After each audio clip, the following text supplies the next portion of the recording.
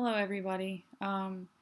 So this is a PowerPoint on aging adult interview that I did. In this case, we'll call the interviewee Jane Doe, um, but we will explore all of the developmental stages and what her life looked like.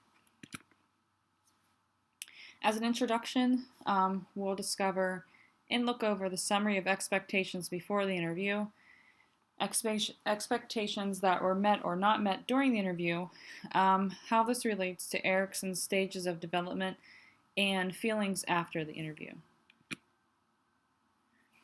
Expectation before presentation. For an interviewee to be hesitant, of course, because she doesn't know me, I don't know her. So, she's going to be feeling anxious, uncomfortable, nervous. Possibly that could hinder her ability to tell me everything. And then for the phases of development to be missed because of that. So, what happened during the interview? I was able to get the correct information along with the interview requirements. Because of that little sheet we had, I was able to follow that, and it actually turned out that the interviewee was a little nervous at first, as I was too, but as we just sort of talked as if it was just a conversation between friends, things became easier, and I could connect with the interviewee on a personal, religious, and developmental stage as referenced to Erikson. So basically, a lot of the things that the interviewee went through in life, I also went through, so it was really easy to connect to her on that level. And she also spoke about what she learned in life and what she faced through her own stages. So basically, we had a lot in common. She was mature at a young age, had to take care of people. She was married and divorced and was caregiver for her ex-husband in a narcissistic, abusive relationship.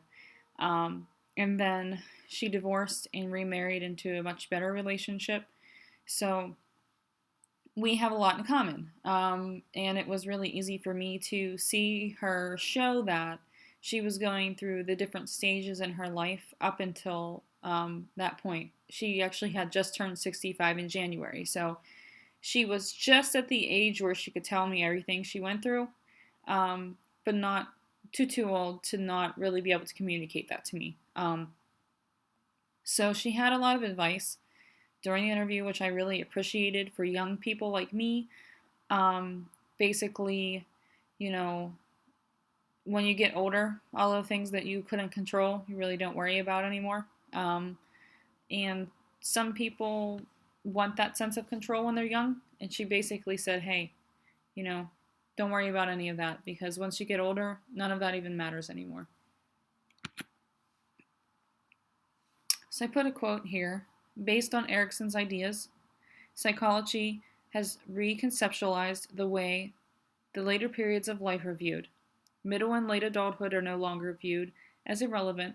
Because of Erikson, they are now considered active and significant times of personal growth. And I could definitely attest to that during our interview together. It did show personal growth. It showed that she did go through all of the stages listed by Erikson in this slide, even if she hadn't done it from infancy on. What she was telling me about her life and everything she went through, she was able to go through all of those stages even at different or later or earlier points in life. So after the interview, I learned quite a bit from her. And I learned a lot about myself. I saw a lot of myself in her.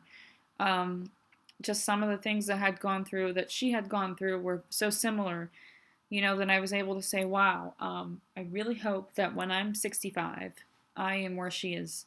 I hope that if the first part of my life has been really rough, like hers has, maybe the second part will be the best years of my life.